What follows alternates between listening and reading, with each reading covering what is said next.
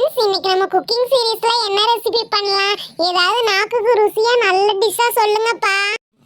இன்னைக்கு நியூ இயர்ல, அதனால நியூ இயர் ஏதாவது ஸ்பெஷலா பண்ணலாம். ஃப்ரைட் ரைஸ் ஏதாவது பண்ணலாமா? சிக்கன் ஃப்ரைட் ரைஸ் எனக்கு ரொம்ப பிடிக்கும்பா. வேணா ரோசி, நியூ இயர் அதுவுமா எல்லார் வீட்லயும் சிக்கன் பிரியாணி சிக்கன் ரைஸ் தான் சாப்பிட்ருப்போம். நம்ம கோபியில ஏதாவது காலிஃப்ளவர் ஃப்ரைட் ரைஸ் மாதிரி செய்யலாமா? அட அதுவும் நல்ல ஐடியா தான் Abhi. Cauliflower fried rice and cauliflower 65 பண்ணிடலாம்.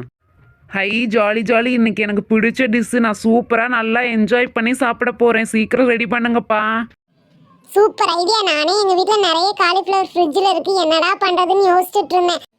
நல்ல வேலை, அதுலயே ஒரு டிஷ் பண்றதுக்கு எல்லாரும் டிசைட் பண்ணிட்டோம். நான் எங்க வீட்ல இருந்து காலிஃப்ளவர் எடுத்துட்டு வந்திருக்கேன். அதை குட்டி குட்டியா இந்த மாதிரி கட் பண்ணி வச்சுக்கலாம். ஃபர்ஸ்ட் காலிஃப்ளவர் 65 பண்ணிடலாம். அதை வச்சு காலிஃப்ளவர் ஃப்ரைட் ரைஸ் ரெடி பண்ணிக்கலாம்.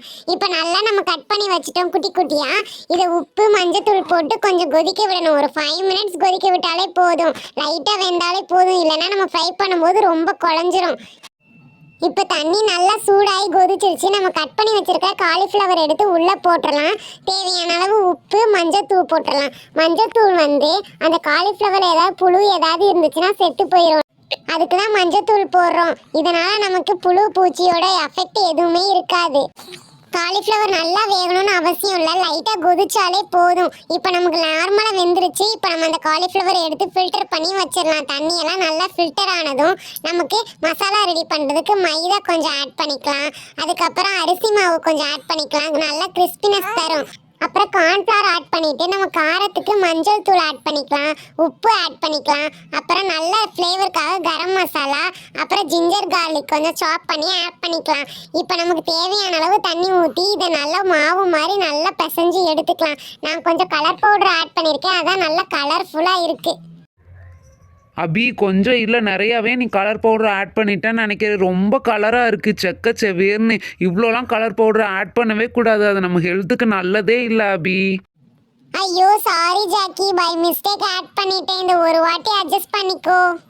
சரி ஓகே ஓகே அபி. காலிஃப்ளவர் நல்லா ஊறி இருக்கும்னு நினைக்கிறேன். இப்போ நம்ம ஆயில் எடுத்து ஃப்ரை பண்ண ஆரம்பிச்சிடலாம். எண்ணெய் நல்லா சூடாயிடுச்சு. இப்போ நம்ம எல்லா காலிஃப்ளவரையும் எடுத்து பொரிச்சு வச்சுக்கலாம். பாதியை ஃப்ரைட் ரைஸ்க்கு எடுத்து வச்சுக்கலாம், பாதியை நம்ம சில்லியாவே சாப்பிட ஆரம்பிச்சிடலாம். பார்த்தீங்களா, சூப்பராக நல்லா கிறிஸ்பியாக வந்திருக்கு. சூப்பர் அபி. பார்க்கும்போதே சாப்பிடணும் போல எச்சி ஊறுது. நம்ம இந்த ரோட்டு கடையில் திருவிழாக்கள்லாம் ஸ்டால் மாதிரி போட்டிருப்பாங்கல்ல, அங்கே இந்த மாதிரி தான் காலிஃப்ளவர் நல்லா செக்க செவ்வேன்னு நாக்கு ஊறுற மாதிரி கண்ணை பறிக்கும். அதே மாதிரியே நம்மளும் செஞ்சுருக்கோம். சூப்பராக இருக்கு அபி. விஜய், பார்க்கறதுக்கு மட்டும் இல்லை, டேஸ்ட் பண்ணுறதுக்கும் சூப்பராக இருக்கும். நான் ஃப்ளேவருக்கு கொஞ்சம் கறி லீவ்ஸும் ஃப்ரை பண்ணி ஆட் பண்ண போகிறேன், அது இன்னும் டேஸ்ட்டாக வரும். இப்போ காலிஃப்ளவர் 65 ரெடி பண்ணிட்டோம். இப்போ நம்ம ஃப்ரைட் ரைஸ்க்கு தேவையான அளவுக்கு ரைஸ் எடுத்து கொஞ்சம் ஊற வச்சிடலாம். அதை ஃபுல்லாக வேக விடக்கூடாது. ரைஸ் ஒரு 70% வெந்தாலே போதும். அப்போ தான் ஃப்ரைட் ரைஸ்க்கு சூப்பராக இருக்கும், இல்லைன்னா நம்ம வதக்கும் போது குழஞ்சி போய் வந்துடும். இப்போ நம்ம அடுப்பில் சட்டி வச்சு தண்ணியை கொதிக்க விட்டுறலாம். கொதிச்சதும் அரிசியை போட்டு நமக்கு தேவையான அளவு உப்பையும் போட்டு வேக வச்சு எடுத்துக்கலாம். அபி, நீ சட்டியில் வைக்கிறதுக்கு பதிலாக குக்கரில் ரைஸ் வச்சுருந்தேன்னா ஒரே விசிலில் சூப்பராக ரெடி ஆயிருக்கும். அதுவும் கரெக்டு தான் ஜாக்கி. ஆனால் நம்ம எல்லாரும் சின்ன பிள்ளைங்களா இருக்கிறனால எங்கள் வீட்டில் நம்பி குக்கர்லாம் தரமாட்டாங்க ஜாக்கி. நம்ம ப்ராப்பராக ஹேண்டில் பண்ண தெரியாதுல்ல, ஏதாவது ஆக்சிடென்ட் ஆயிரும்னு குக்கர்லாம் தரவே மாட்டாங்க. இது கொடுத்ததே பெரிய விஷயம். நம்ம சட்டிலே பொறுமையாக ரெடி பண்ணிக்கலாம். ஏதோ ரைஸ் ரெடி ஆயிடுச்சு பாரு.